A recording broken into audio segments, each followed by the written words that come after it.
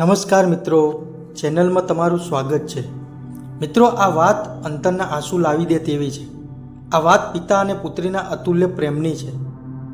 એક છોકરી પોતાના માતા પિતાની મરજી વગર માતા પિતાના ના પાડવા છતાં પોતાના મનગમતા યુવક સાથે ભાગીને લગ્ન કરી લે છે અને એકાદ વર્ષ પછી સાસરિયા તરફથી ત્રાસ ગુજારવામાં આવે છે.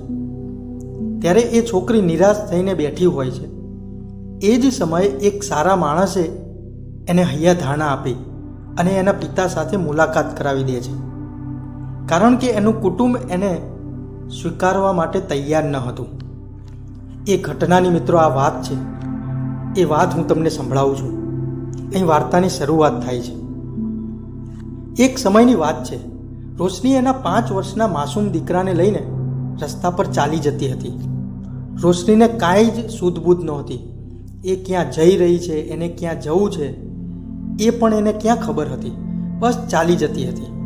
હવે તો પગ લથડતા હતા. 5 વર્ષનો દીકરો ભૂખ અને થાકથી રડતો હતો. રોશની બાળકને સમજાવતી હતી. રોશનીની મમ્મી કહે, અમારી આબરૂના ધજાગરા કરી દીધા આ છોકરીએ. પપ્પા કહે કે હું મરી જઉં તોય મારું મોઢું જોવા ન આવતી.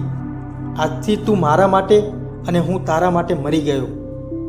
લગ્ન જીવનના થોડા સમય પછી રોશની અને વિશાલ વચ્ચે ઝઘડા થવા લાગે છે અને હવે સાસુ સસરા પણ મેણા ટોણા મારવા લાગ્યા હતા અને પરેશાન કરતા હતા. આવું ખરાબ વર્તન અતિશય થવા લાગ્યું.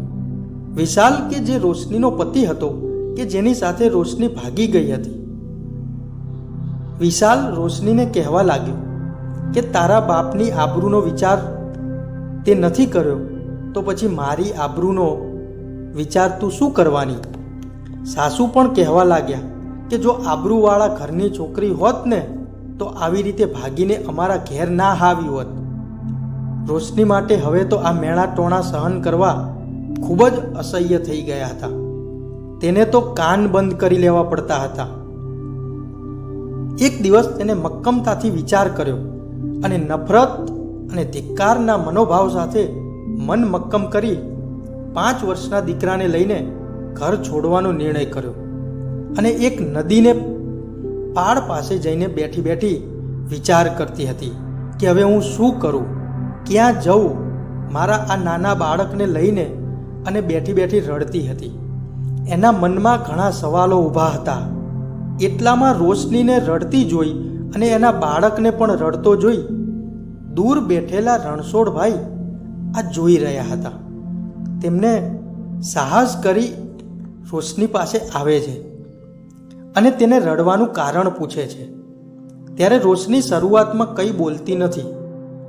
રણછોડભાઈના વધારે પડતા આગ્રહના લીધે રોશની રણછોડભાઈને પોતાની બધી જ વાત માંડીને કરે છે અને કહે છે કે હું તો એક આબરૂહીન સ્ત્રી છું. ઘરેથી માતા પિતાને તરસોડી અને એમને આબરૂને કલંક લગાવી અને ઘરેથી ભાગીને લગ્ન કરનારી હું છોકરી છું. મારા માતા પિતાની આબરૂને પહેલેથી જ નીલામ કરી દીધી છે અને એમને ખૂબ જ દુઃખ પહોંચાડ્યું છે. અને અત્યારે હવે મારા સાસરી પક્ષવાળા પણ મને ખૂબ જ અસહ્ય દુઃખ આપી રહ્યા છે. હૃદયમાં બંધ એ અપમાનના આંસુ બમણી ગતિએ બહાર ઠલવાયા. એ તદ્દન અજાણ એવા રણછોડભાઈ આગળ ખુલ્લા મનથી રોઈ રહી હતી. બેટા, તું મને કહીશ તારી આખી વાત શું વાત છે, શું બન્યું છે? તું તારા માસૂમ દીકરા સાથે અહીં રડી રહી છે તો મને કહે. રોશની કહે છે કે મારા પપ્પાની મરજીની વિરુદ્ધ મેં લગ્ન કર્યા. પહેલાં તો મારા મમ્મી પપ્પાએ મને બહુ સમજાવી હતી લગ્ન નહીં કરવા માટે, પણ હું એમની એક પણ વાત ન માની અને મને વિશ્વાસ થઈ ગયો કે હવે મારા પપ્પા મારા લગ્ન મને ગમતા છોકરા સાથે નહીં કરાવે. ત્યારે હું ઘરેથી એ છોકરા સાથે ભાગી ગઈ અને અમે લગ્ન કર્યા. શરૂઆતમાં મને એવું હતું કે મારા પપ્પાની હું લાડકી દીકરી છું તો મારા પપ્પા મારાથી વધારે સમય રિસાઈને નહીં રહી શકે. મને એક દિવસ ચોક્કસ બોલાવશે એટલે હું એક દિવસ હિંમત કરીને મારા દીકરાના જન્મદિવસના દિવસે મારા પતિની સાથે એમના આશીર્વાદ લેવા ગઈ. કદાચ મારા બાળકને જોઈને મારા પપ્પા માની જાય, પણ મારા પપ્પાનો ગુસ્સો હજી પણ બિલકુલ ઓછો થયો ન હતો. એમને મને કહી દીધું કે હું મરી જાઉં તો પણ મારું મોઢું જોવા પણ તું ના આવીશ, નહીં તો મારી સદગતિ નહીં થાય. આ ઘરના દરવાજા કાયમ માટે તારા માટે બંધ થઈ ગયા છે. મારા લગ્ન થયા પછી શરૂઆતના 1 વર્ષ તો બધું સારું જ ચાલ્યું, પણ જેવી મારા પતિ અને સાસરિયાઓને ખબર પડી કે મારા પપ્પાએ એમની કરોડોની મિલકતમાંથી મને બહાર કરી છે, એવો જ એ લોકોનું વર્તન બદલાઈ ગયું અને મારી કઠણાઈઓ શરૂ થઈ ગઈ. દીકરાના જન્મ પછી 1 વર્ષ પછી તો કોઈ રાત મેં માર કાઢા વિના કાઢી નથી. છતાંય એ બધું જ સહન કરી રહી હતી. હું ક્યાં જતી? હદ તો ત્યારે થઈ ગઈ જ્યારે મારો પતિ બીજી સ્ત્રીને ઘરમાં જ લઈ આવ્યો અને મારી નજર સામે જ બંને પતિ પત્નીની જેમ રહેવા લાગ્યા. રણછોડભાઈ કહે કે શાંત થઈ જા બેટા, ચાલ તારા પપ્પાના ઘરે જઈએ. તારા પપ્પા ક્યાં રહે છે? રોશની કહે છે કે ના અંકલ, હવે પપ્પાના ત્યાં હું શું મોઢું લઈને જઉં? એ તો મારું મોઢું જોવા પણ તૈયાર નથી. રણછોડભાઈ કહે છે કે તું એ બધું મારા પર છોડ. રોશની પાછા મને એ મસીહા થઈને આવેલા અંકલની સાથે એના પપ્પાના ઘરે ગઈ. રોશની ઘરના દરવાજા આગળ પહોંચતા જ રોશનીના પગ થંભી ગયા. જે ઘરની આબરૂના ચોખટ ઓળંગીને છડે ચોક લીરા ઉડાડ્યા હતા એને પાછી કેમ પાર કરું, એ બહાર જ ઊભી રહી ગઈ. રણછોડભાઈ દરવાજો ખખડાવે છે અને અંદરથી દરવાજો ખુલે છે. રણછોડભાઈ પૂછે છે કે શું આ મોહનભાઈનું ઘર છે? અંદરથી અવાજ આવે છે કે હા, આ જ ઘર છે અને હું જ મોહનભાઈ છું, બોલો. રણછોડભાઈ કહે છે કે રોશની તમારી દીકરી છે? હા, મારી દીકરી છે, પણ એનું નામ ના લો, મારા માટે એ મરી ગઈ છે. રણછોડભાઈ કહે છે કે પહેલાં તમે શાંત થાઓ, મારી વાત રજૂ કરવાનો મને મોકો આપો. મને એકવાર સાંભળો, પછી તમે જે કહેવું હોય તે કહેજો, જે નિર્ણય લેવો હોય એ લેજો. હા, બોલો. મારું નામ રણછોડ છે. હું પણ એક દીકરીનો પિતા હતો. બહુ જ અરમાન હતા મને મારી દીકરીના ધામધૂમથી લગ્ન કરવાના, પણ અમારી જ્ઞાતિનો સરસ સુશીલ ભણેલો છોકરો શોધી એના લગ્ન નક્કી કર્યા. પણ લગ્નના આગલા દિવસે જ એના કહેવાતા પ્રેમી સાથે મારી દીકરી આબરૂના લીરા લીરા કરી ભાગી ગઈ. તમારી જેમ જ મને પણ બહુ ગુસ્સો આવ્યો.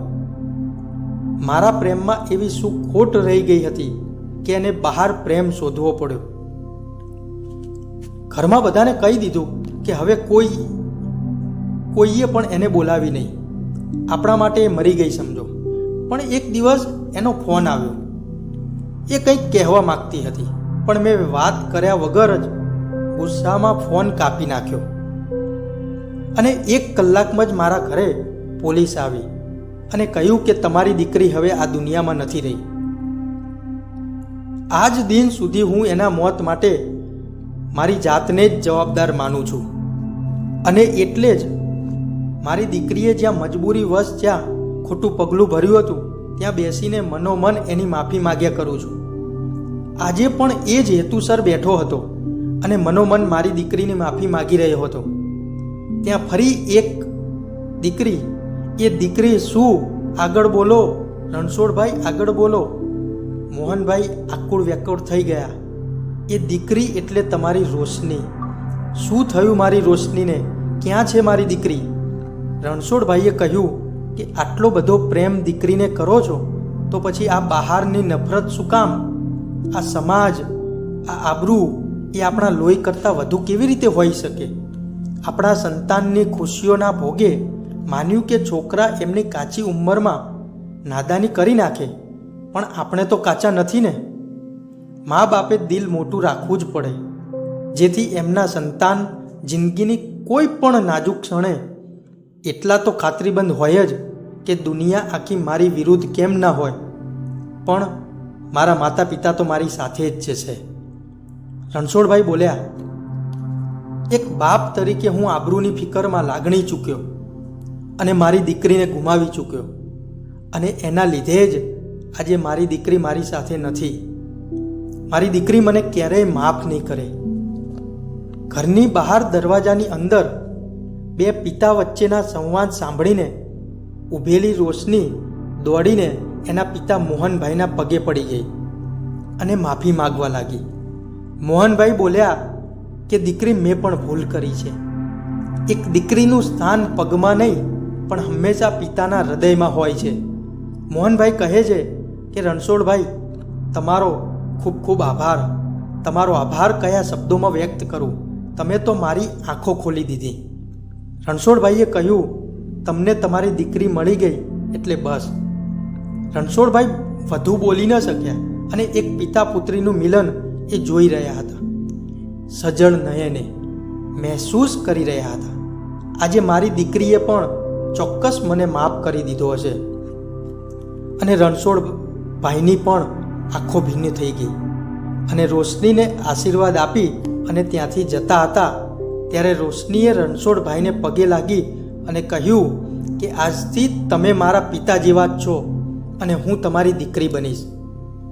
એક પિતા ગમે તેવા કઠણ હૃદયના હોય પરંતુ પોતાની દીકરી માટે હંમેશા વાલનો દરિયો જ હોય છે. દીકરી કદાચ ગમે તેવી ભૂલ કરે તેમ છતાં પિતા તેને માફ કરી દેતા જ હોય છે. મિત્રો, આ વાર્તા પરથી એવી શીખ મળે છે કે કોઈના જીવનમાં એટલું પણ દુઃખ ના આપો કે એ વ્યક્તિ જીવન જીવવાનું ભૂલી જાય અને જીવનથી હતાશ થઈ જાય. જીવનની કોઈ પળમાં જ્યારે એવું લાગે કે કોઈ આપણું નથી અને દુનિયા મારા વિરોધમાં છે ત્યારે એક ક્ષણ થોભી જજો, કારણ કે શું ખબર આગળના જીવનમાં સુખ તમારા દ્વારે દરવાજો ખટખટાવતું હોય. દુઃખી અને હતાશ વ્યક્તિને બની શકે તો તેને હૈયા ધારણા આપવાનો પ્રયત્ન કરીએ.